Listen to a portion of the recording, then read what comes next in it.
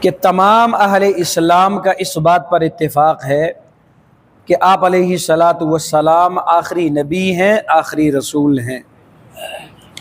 یہ پوری امت مسلمہ کا عقیدہ ہے۔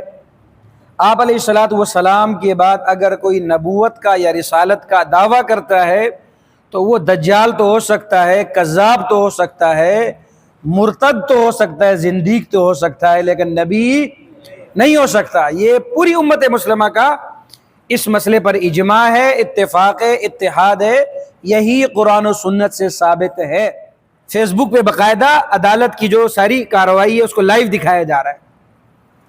اب آپ اگر اس لائیو کارروائی کو بھی جا کے دیکھ لیں، آپ کو اندازہ ہو جائے گا کہ وہ جج صاحب جو ہیں وہ راؤ عبدالرحیم صاحب کو گفتگو ہی نہیں کرنے دے رہے، بار بار اس کو کبھی ڈرا رہے ہیں، کبھی کہہ رہے ہیں بھائی آپ بہت اونچی آواز میں بات کر رہے ہو، میں یہ کر دوں گا، آواز میں ایسا، عزت کے ساتھ، رسپیکٹ کے ساتھ، آپ کا لہجہ بہت اونچا ہے۔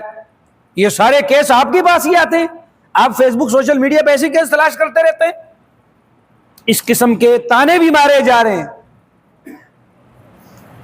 اور جو مخالف ہیں لبرل قسم کے لوگ، لبرل مافیا، جو ان مجرمین کو پناہ دینے کی کوشش کر رہے ہیں، سزا سے بچانے کی، ان کو 28 دن دیے جا رہے ہیں کہ بھائی گفتگو کریں، دلائل دیں، بھرپور موقع آپ کو دیا جا رہا ہے۔ اور جو ان مجرموں کو سزا دلوانے کی کوشش کر رہے ہیں، جو ختم نبوت کی جنگ لڑ رہے ہیں، انہیں ایک دن بھی مشکل سے دیا جا رہا ہے۔ اب مجھے بتائیے معاملہ جانبدارانہ ہے کہ نہیں ہے؟ کیا یہ انصاف کے تقاضے ہیں؟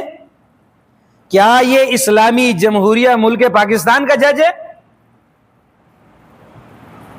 تو اس حوالے سے سب سے پہلے میں یہ عرض کر دوں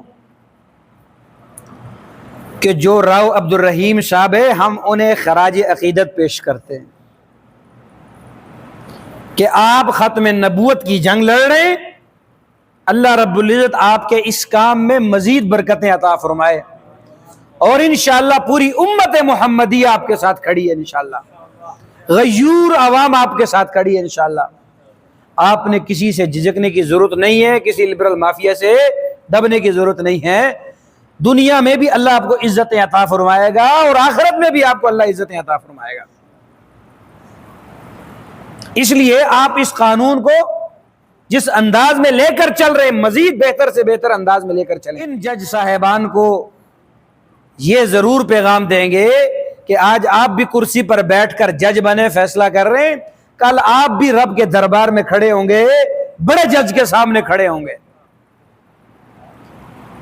اور اگر آپ کل حوض کوثر کے طلبگار ہیں، نبی پاک کے شفاعت کے طلبگار ہیں، تو خدا را غداروں کو سزا سے بچانے کی کوشش نہ کریں، بلکہ عاشقین کے صف میں کھڑے ہوں۔ ہم نہیں کہتے آپ ہر کسی کو گستاخ ڈکلیئر کر کے فیصلہ کریں، تحقیق کریں ضرور، لیکن اس کے بعد جو آپ کے اداروں نے رپورٹ دی ہے، اس اداروں کی رپورٹ کو بھی سامنے رکھتے ہوئے جو بات ثبوتوں کے ساتھ آ گئی ہے، اس پر ایکشن لیں اور ان کو سخت سے سخت سزا دیں، تاکہ کل آپ کو نبی اکرم صلی اللہ علیہ وسلم کی شفاعت نصیب ہو۔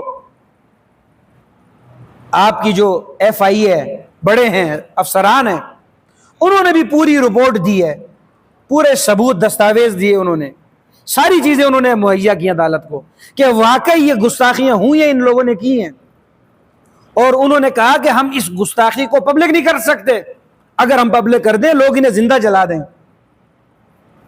اس قدر گستاخیاں ہوئی ہیں اور ہو رہی ہیں ابھی تک، جھوٹا کیس نہیں ہے یہ کوئی پیسوں کا چکر نہیں ہے، یہ سرکاری ادارے رپورٹ دے رہے ہیں۔